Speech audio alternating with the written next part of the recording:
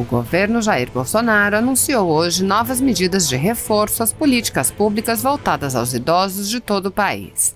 Em cerimônia esta manhã, foi lançada uma campanha de combate à violência financeira, além da assinatura de portaria que definirá os critérios para a destinação de 160 milhões às instituições de longa permanência para idosos. A ministra da Mulher, da Família e dos Direitos Humanos, Damares Alves, ressaltou que a campanha é um resultado de meses de trabalho para proteger os idosos. A ministra também ressaltou a importância da educação financeira. Damares enfatizou que a proteção a direitos humanos não pode deixar de lado os idosos. Assista. Bom dia a todos. Bom dia, presidente. Ministro Braga, meu ministro da Saúde, bom dia. Presidente da Caixa Econômica, parceiro de longas datas. Presidente da FEBRABAN, meu querido amigo Isaac. Secretário Nacional da Pessoa Idosa, que hoje realiza um grande sonho. Deputados parlamentares, bom dia, senadores, queridos ministros, todos espetaculares ministros do governo Bolsonaro. Banco Central não está presente, o nosso ministro, mas o doutor Maurício está aqui. Hoje é um dia muito especial para o nosso ministério. É um dia especial para os direitos humanos no Brasil. Porque o que nós estamos fazendo é direitos humanos. Cuidar dos idosos é direitos humanos. Quando este governo veio com a proposta de direitos humanos para todos, era exatamente isso. Cuidar de alguns segmentos que foram esquecidos por anos. E um dos segmentos foi a população idosa. E nós estamos vindo aqui. E quando vejo, presidente, essa junção do poder público, dos agentes da área econômica, quando eu vejo essa junção do nosso ministério com os bancos, eu me lembro, presidente Isaac, nas nossas reuniões, eu preciso contar isso para os senhores. Era um telão, e ali no telão Banco do Brasil, Caixa Econômica, FEBRABAN, Banco Central. Logo no início da pandemia que a gente sabia que isso ia acontecer com os idosos. O isolamento social, infelizmente, está deixando um saldo absurdo para o Brasil. E os idosos seriam vítimas, nesse momento, da violência patrimonial. E eu me lembro a gente naquela reunião, uma ministra de Direitos Humanos, falando com todos os agentes do setor econômico, do setor financeiro, e o presidente do Banco Central, FEBRABAN, dizia: o que a senhora quer que a gente faça, ministra? Eu dizia: eu não acredito. Eu vou dizer, exatamente o que a gente pediu foi feito. Todos os filtros e medidas de segurança, desde o início da pandemia, para evitar as fraudes, os bancos tomaram. Assim que eles começaram a perceber o que estava acontecendo, a campanha está sendo lançada hoje, mas são meses de trabalho nos bastidores, com todos os tipos de dispositivos para proteger a conta do idoso, para proteger o idoso no dia a dia. E nesse sentido, eu gostaria de pedir a todos vocês que aplaudissem as agências financeiras do Brasil que se preocuparam com os idosos. Obrigada, meu ministro Roberto, obrigado, FEBRABAN, Caixa Econômica, Banco do Brasil. Obrigado. A violência financeira, a violência patrimonial contra os idosos foi uma das coisas mais tristes que nós vimos neste período de pandemia. E o ministério saiu na frente. Este ministério, este governo cuida dos idosos. Nesse período de pandemia, nós priorizamos os idosos. E aqui quero fazer uma referência ao ministro Braga Neto, na condução lá do Comitê de Combate à Covid. Como os idosos ficaram em primeiro lugar o tempo todo. Ao contrário de que aconteceu em outros países, os idosos tiveram o cuidado necessário nessa nação. Nesse período de pandemia, nesse período de Covid, os idosos foram cuidados.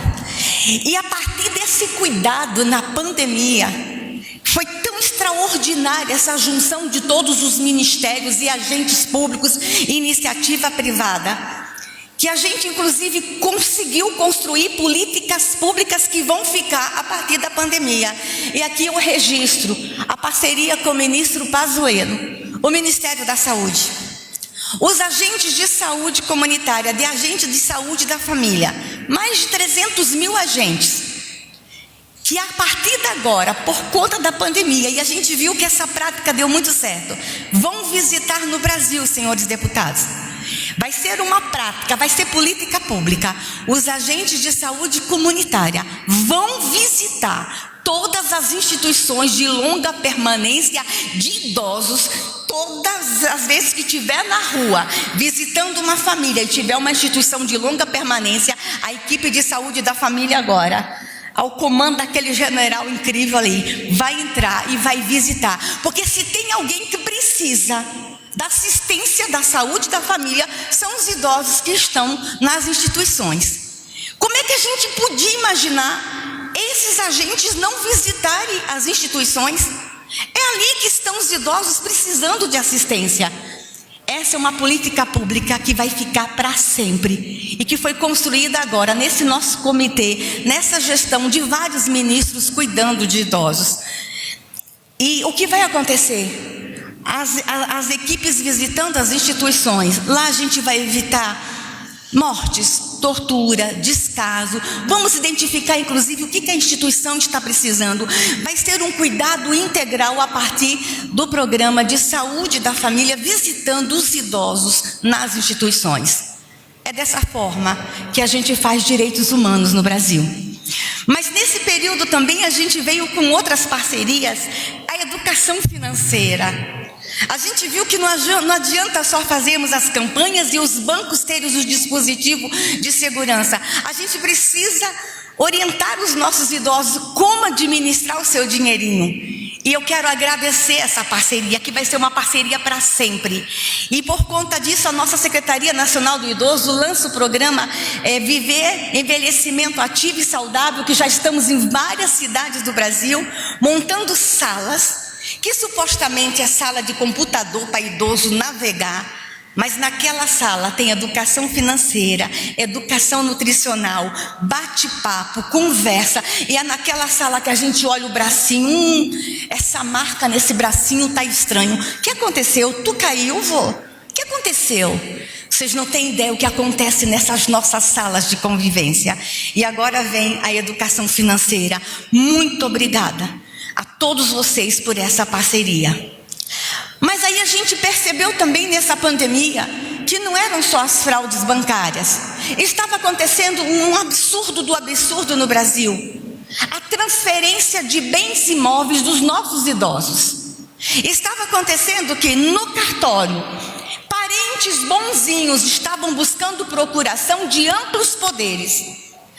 E nessas procurações de amplos poderes, negociação dos imóveis dos idosos, baixa de aplicação, transferência de aplicações com as procurações e as vendas de imóveis em nome de idosos começaram a crescer de uma forma assustadora. E o idoso não aparecia, era uma procuração. Procuramos o Conselho Nacional de Justiça. E aqui eu quero fazer um registro ao nosso ministro Humberto Martins, que era o corregedor. Ele reuniu o Conselho Nacional de Justiça e o CNJ edita uma resolução para mandar um recado a todos os cartórios do Brasil. Cuidado com as procurações não vão ser desse jeito, o idoso tem que estar presente, e se o idoso não puder ir no cartório, o cartório vai na casa, e atenção com as escrituras e transferência de imóveis de idosos. Atenção os filhos, parentes, engraçadinhos, cuidadores que estavam com golpe montado para tirar em tempo de pandemia, sob o discurso: fique em casa, você não pode sair, vô. Daqui seus documentos para eu fazer uma procuração. Fique em casa.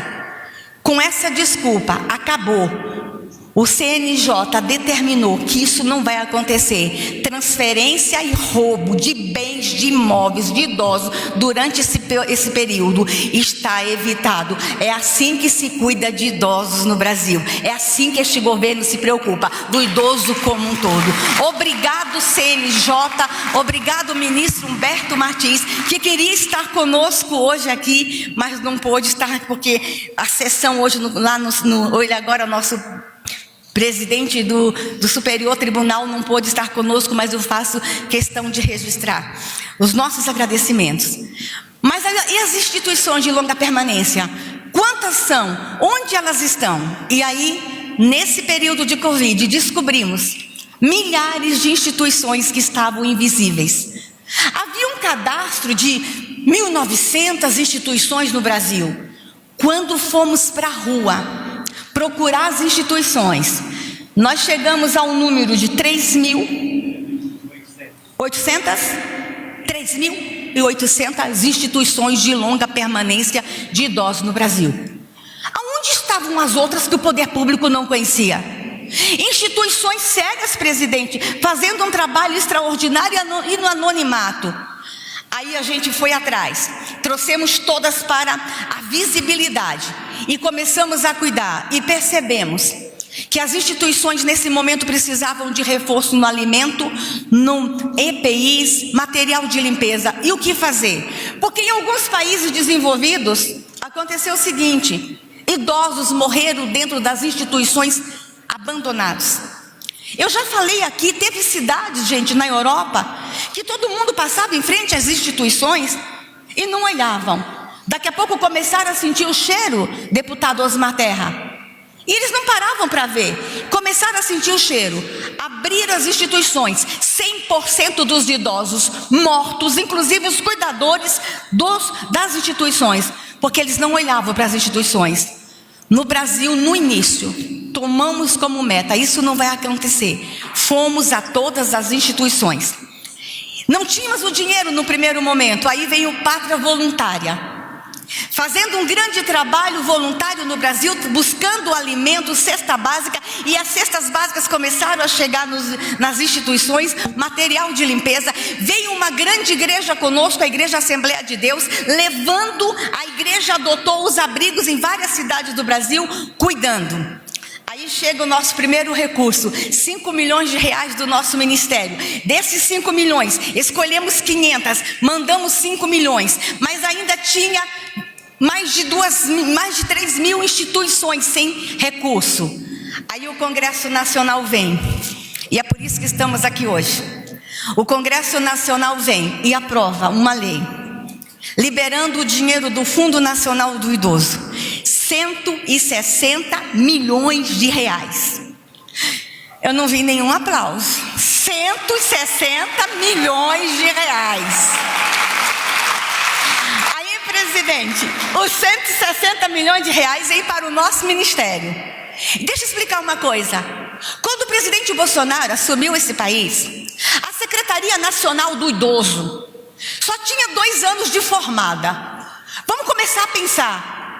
2 anos apenas uma Secretaria de Proteção do Direito dos Idosos? Olha como o tema idoso estava esquecido no Brasil. Aí eu fui assumir a secretaria com aquele extraordinário secretário que abrimos os cofres. Sabe quanto era o nosso orçamento para cuidar de todos os idosos no Brasil? 1 milhão de reais. 1 milhão de reais. Em um único ato, o Congresso Nacional reconhece a importância do governo Bolsonaro cuidando dos idosos, daquele secretário, dessa ministra linda, extraordinária, e libera 160 milhões de reais. E para onde vai esse dinheiro? Vai para as instituições de longa permanência que cuida de idosos. E como a senhora vai entregar esse dinheiro, ministra? Está dando trabalho criar um mecanismo, tá? Mas esse dinheiro vai ser entregue via Fundação Banco do Brasil. As instituições vão receber e as instituições vão ter o dinheirinho e vão cuidar de todos que estão lá. E a prestação de conta vai ser corrupção -1, porque esse é o governo corrupção. Não é corrupção 0 não, é corrupção -1. Os idosos serão cuidados. Este é um dia especial para nós. Eu quero agradecer a Comissão do Idoso do Congresso Nacional. Eu quero agradecer todos os parlamentares. E quero mandar um recado a todas as instituições, porque enquanto nós estamos aqui, presidente, deixa eu lhe contar uma coisa. Em diversas instituições de longa permanência dos idosos, as televisões estão ligadas. Eles acordaram cedo, tomaram banho, tomaram café, passaram perfume, estão todos sentadinhos na sala, nos assistindo agora. E o recado é para vocês, vovô e vovó. No governo Bolsonaro, vocês não vão ficar para trás. No governo Bolsonaro, vocês são amados, protegidos e cuidados.